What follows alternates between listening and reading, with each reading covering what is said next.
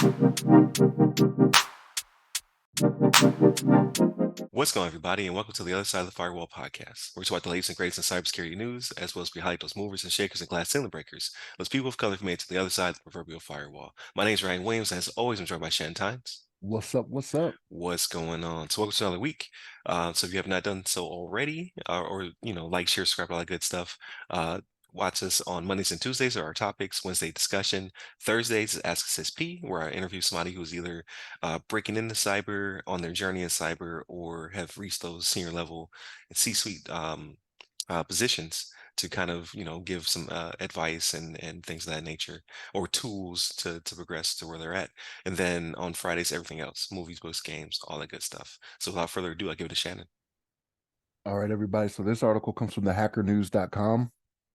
It's attributed to the newsroom. So I guess there's several people that provided information for the article. But the title of this one is Europol dismantles Ragnar Locker ransomware infrastructure, Nabs key developer. So they're going after these cyber gangs, y'all. I'm telling y'all, right? So this was on, let's see, the 20th, I believe it was. So October 20th, right? Europol on Friday announced the takedown of infrastructure associated with Ragnar Locker ransomware, along with the arrest of a key target in France, right? So Europol has been working in conjunction with other countries, right? So this is one of those things where it's multinational, right? So this is a coordinated exercise.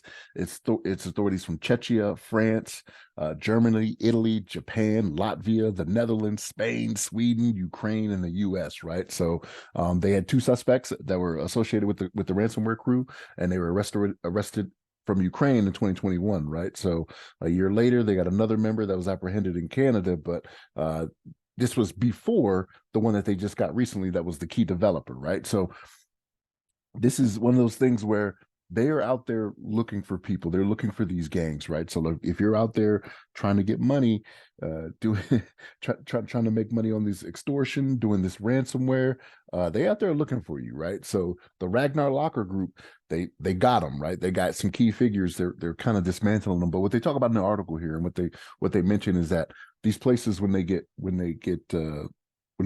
disbanded, I guess, like this, they almost always end up coming back, right? They come back with a new name. They operate possibly in a different country, sometimes, but they are out there. They are out there looking for you, right? So like, and again, it was multinational. You saw all the countries that were listed, right? Or the ones that I just read off.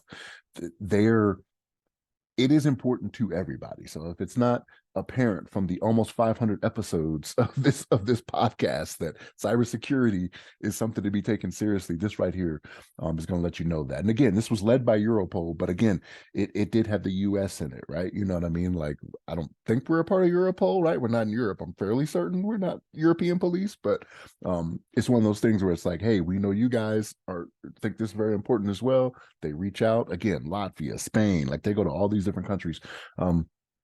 So just be on the lookout, cyber criminals, because they are coming for you. Okay, like they're not playing with y'all anymore. And again, you're making yourself a target because you're doing these things that are I want to say against the public trust, right? Like this is when you start going after utilities, when you start going after, financial information, hospital information, and you're ransoming it off, like you're profiting from it. So it's not like you're being hacktivists, right? Like they're going after groups that are doing ransomware, right? So like you are committing a cyber crime, and then you're trying to get paid for it. You're like, all right, if you don't want this out, this is what I want, right? So they talk about it in this article, and they go into some other things that have happened as well, right? So we talk about dismantling of Hive, which is another group that was out there.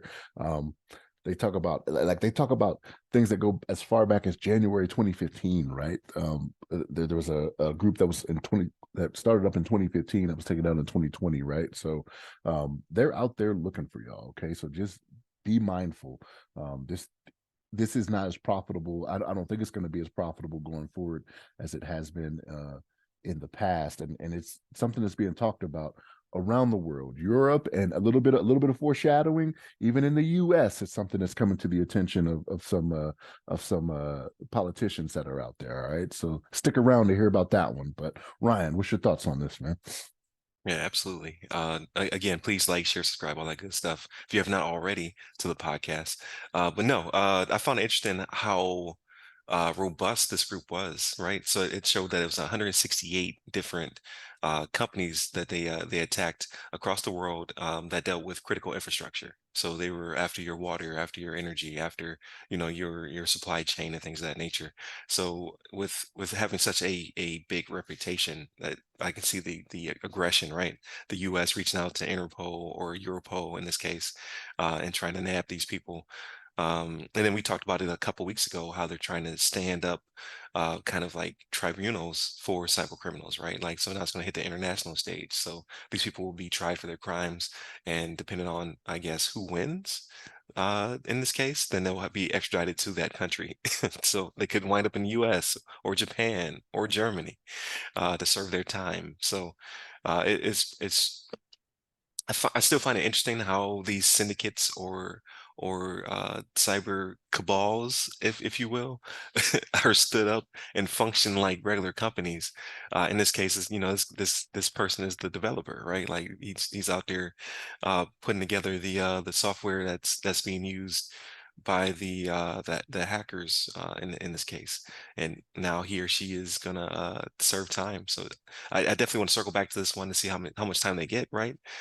Like I'm sure it's going to be a humongous fine on top of, uh, who's to say 5 years to a decade in prison for their wrongdoings to several international companies. So uh, I don't think it's worth it.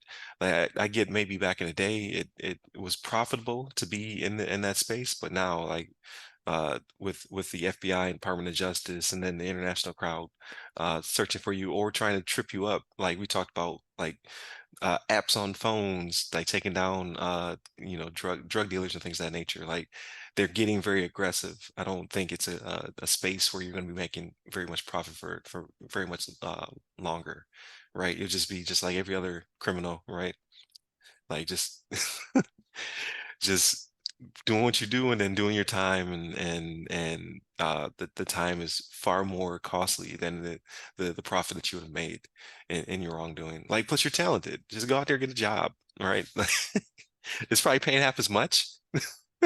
You're doing twice as much, but you're safe. So You know, it's funny to me, like, and this could just be my crazy mind, right? Like, I think to myself, like, when I read stuff like this, like, we're gonna get to the point because as you start recruiting more and more people to help with these types of things, it's a younger generation, right? And they're all about memes and gifs or gifs, however you pronounce it, right? And so, like, I imagine there's gonna come a time to where like they're gonna track these people down and they're gonna start getting like memes on their phones, like that say stuff like, "Oh, you think it's a game?" and then their door gets kicked in. You know what I mean? Like, oh, like it's the yeah, the authorities are finally hit the age. yeah, yeah, that's what I'm saying. They Is send that you this? a meme of the Kool-Aid man. Yeah, like that's the crowd. That's the crowd that is coming up and doing these things Yep. now. You know what I mean? So like, again, just a crazy thought in my head. Like when I read stuff like this, I'm like, man, they're gonna start doing some funny stuff. Like I hope it comes to light too, right? Cause like, Right. see, I was right. You know. Right. Send you I can't even imagine. Just ready to kick your door in. But yeah, I mean, yes, that's definitely the generation that's joining the force, so to speak. So that's pretty hilarious. Like, so yeah, I look forward to seeing that in the future. But please tune in every week. So we do 5 episodes a week. We've been doing so for several years now, so we have a huge archive, so you can always go back. A lot of stuff is very timely, um, as well as can span a lot. Like the Throwback Thursdays, I go back and I'm like, oh yeah, this still fits. This is still happening. Or I want to highlight a person that I spoke to. So if you have not done so already, please go back next week to previous week, I'm sorry, and check out James Carroll III's interview with us. It was back from season one, episode 155. Now we're like 400 and something, season two. But definitely hit up the website. That goes all the websites that go by our name. Give me a person. I'm at Right Security Guy. I can be reached on LinkedIn, Clubhouse, Twitter, and Threads.